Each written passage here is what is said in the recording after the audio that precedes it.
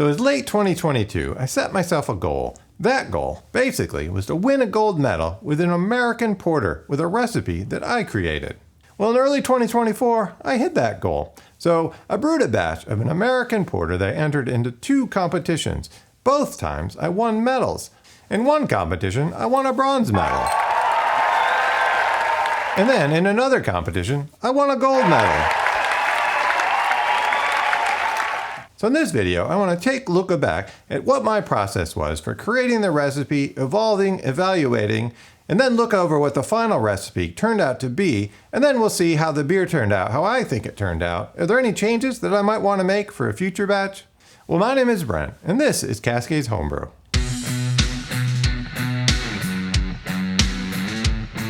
So while this specific video is about an American porter, my overall goal with the Road to Gold series was kind of to show a process that you may use for any style if you want to try to come up with a recipe. What would the process be in for evaluating and improving that recipe? So I start off by thinking about what are my specific goals for the recipe. I'm looking at kind of character and flavors, looking at maybe stats, like what kind of alcohol level do I want? What kind of bitterness level do I want? What's color? Those kind of ideas from a high level. And then for there, I usually try to perform a little bit of research, especially if it's for a known style, like an American porter. So there my steps would be, looking at articles, looking at recipes, kind of what information I could find about other existing American porters or others' recipes. And then maybe tracking down a couple commercial examples, trying those. If I can find information out about those recipes, maybe I can apply some of that to my recipe. The next step would be coming up with a recipe framework. So there we're basically kind of based off that research, based off our experiences, coming up with ideas, maybe blending common traits from other recipes, or maybe coming up with unique ideas that may make our batch special. And then the fourth step then is coming up with that recipe detail. So taking that framework into brewing software to come up with specific amounts of grains, specific amounts of hops, exactly what my mash temper is going to be, what yeast am I using, all those details that I'm going to need. Some of that might be influenced by, what I have available on hand, say if I have a specific malt, or what things I have available, maybe my local shop, or maybe the store where I'm ordering my ingredients from. So that may drive the specifics when I actually come to brew day. And then the process for the American porter, just like anything, brew the batch of beer, go ahead, taste the beer, evaluate the results, tweak the recipe if you have some ideas of maybe improvements, see where that pushes it, and then you just kind of repeat that cycle. So in my case, I think I brewed maybe 3 or 4 batches of American porter before I got to this one.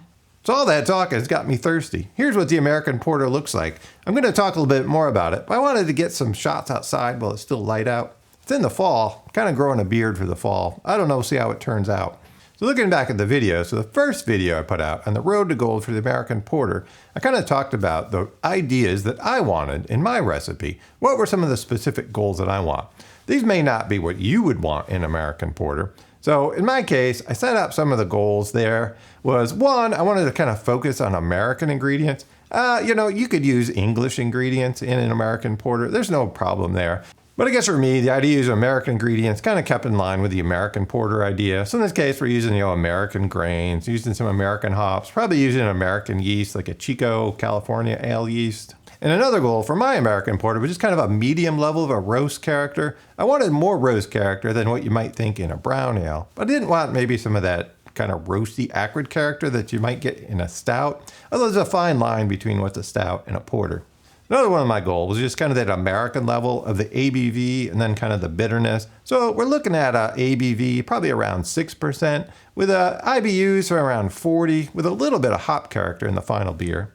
So I built the framework in the original recipe, trying to go for a fairly simple grain bill. I did end up kind of getting that a little bit more complex than I often get. In my case, I ended up with 6 different grains. I think they all add something special to the recipe, but that could be debated. So looking back at what that original recipe framework for the grain, I was looking at a base of a 2-row American malt. I was looking at probably about a 10% of a medium to dark Munich malt, about 8% of a crystal, sort of in that 40, 60, 80 Lovibond range.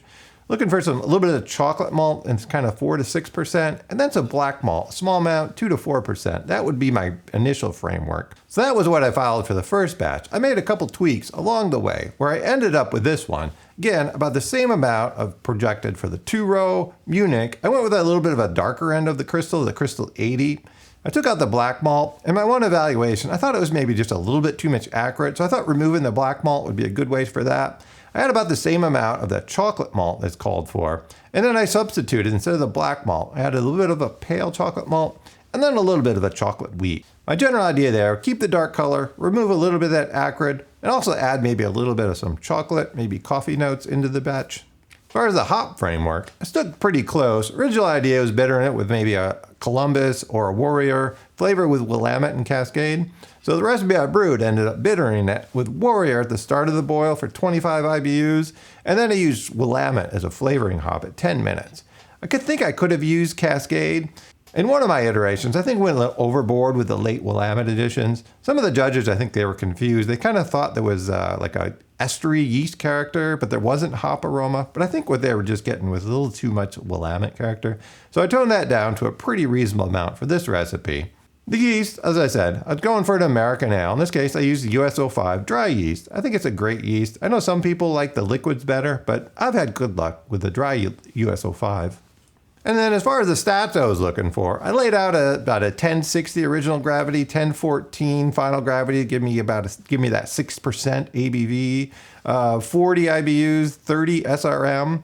And the final recipe ended up really close to that. So actually measured 1061 for this batch I brewed, a final gravity of 1015. ABV 6.1%, bitterness again 40 IBUs, 33 SRM. So those were the details I covered in more detail in the first video in the series. In the second video, that was where I actually brewed the beer, came back, and did an evaluation. If you want some more information about my brewing process, take a look at that video, or take a look at one of my other brewing videos. But overall, I recall I was being pretty happy with how that first batch turned out. And then in the third video of my Road to Gold American Porter series, I put out a video where I compared my homebrewed beer against 4 commercial examples of American porters.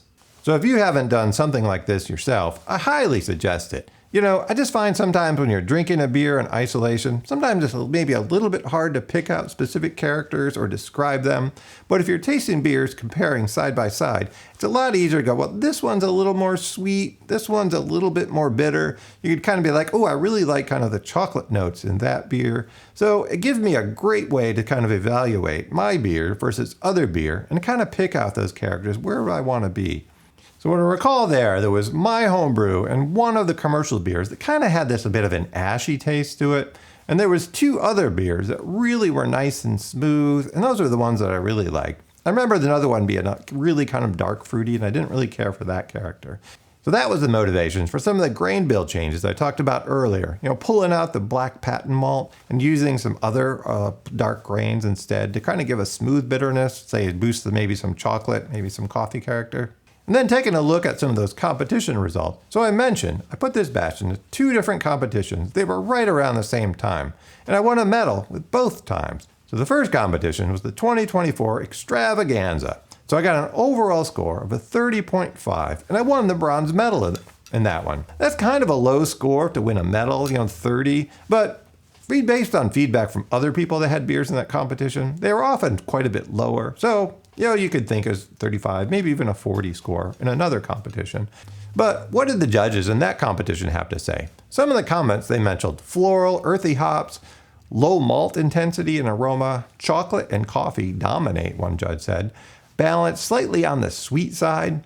Would like a little more roast and less toffee, one judge said. Flavor of coffee and chocolate, balanced well with hop bitterness. Could use some more roasted malt flavor and additional hop flavor and aroma. So overall, those were pretty good, and a lot of those feedback was more just kind of preference. Do they want more roast? Do they want more or less chocolate kind of characters? Then the other competition was in 2024 Blue Gush Cup, where I won the gold medal. That is this medal. That beer scored an overall of a 40. I usually think of around 30 as being, oh, that's a good beer. 40 is getting you like, that's a really good beer. That usually that'll get you into medal contention. In this case, a gold medal. So looking at what the judges said there, some of the similar stuff, comments, roast and chocolate notes, balanced flavors, that's good, mild caramel sweetness, toffee richness in the background, creamy texture, no astringency, light, balanced, earthy hops, roast could be more amped up. Boost American hop character. So overall, good character. One suggestion was a little bit more roast character, a little bit more hop character. So I've been sipping on the beer a little bit. I can smell it. It's got a really nice chocolatey aroma. As far as the appearance on it, to me it's great. It's definitely very dark. If you get in the corners, you can see some kind of dark golden with a little bit of a rubiness, but it's definitely more of a brown. There I get some, in that particular light, I'm kind of seeing some ruby highlights on the edge. I don't know what you guys are seeing. But overall, I'm really happy with the color. You know, I poured this beer a while ago. The head retention is really, it's got a nice kind of light tan, really creamy head on it that sticks around pretty well. Aroma definitely is a chocolatey that kind of hits me. A little bit of some roast, you know, some ideas of a sweetness, you know, kind of like a vanilla-ish kind of note. I mean, there's no vanilla in this, but it's, you know, you can definitely smell it's going to be, you know, a nice sweet beer. If we go in for a taste, yeah, really nice. I mean, this bottle is 6-8 months old. It's been stored in my fridge for a while till I get to this video. Held up really nice. And it's a really good beer. I need to brew another batch of this. I mean, the only notes that I had made was thinking maybe swapping the Willamette maybe for Cascade, or maybe a combination of Willamette and Cascade for flavoring. You know, tasting it right now, I mean, the Willamette, to me, the Willamette's always a good mix between just a little bit of sort of a English or, you know, German kind of noble hop character, a little bit of the spiciness kind of a kind of classic hop character, but then a little bit of a, you know, a Cascade kind of citrusy character in there as well. So I think you could easily use, you know, a different classic American hop. The Willamette worked really well in here. I might, next time I brew it, I might use Cascade just to see if I like it a little bit better. I didn't go in details of the brewing. Like I say, check out one of my other videos. The recipe, I didn't go into details here, but I'll go ahead and put more details in the description below. So check that out if you're interested. And I hope you enjoyed kind of the idea of this Road to Gold series. But I know as a YouTube creator, I can't just put out 4 videos in a row brewing American porters. So I thought I would break it up, show it as an educational series. If you like this kind of thing, make sure you let me know. Are there other styles I've been thinking? But even if I don't go through the video process, I'm definitely, you know, working on, say, like a Helles, working on Pale Ale, working on Blonde Ale, working on, you know, different styles of beers that I'm kind of working on, creating my own house recipes, trying to get those in competitions. Well, what about you? What is your process for creating recipes? How many times do you find it takes an iteration before you get a recipe and a brew that you're really happy with? Well, hopefully you've learned something from this, and I'm looking forward to hearing from you. Cheers!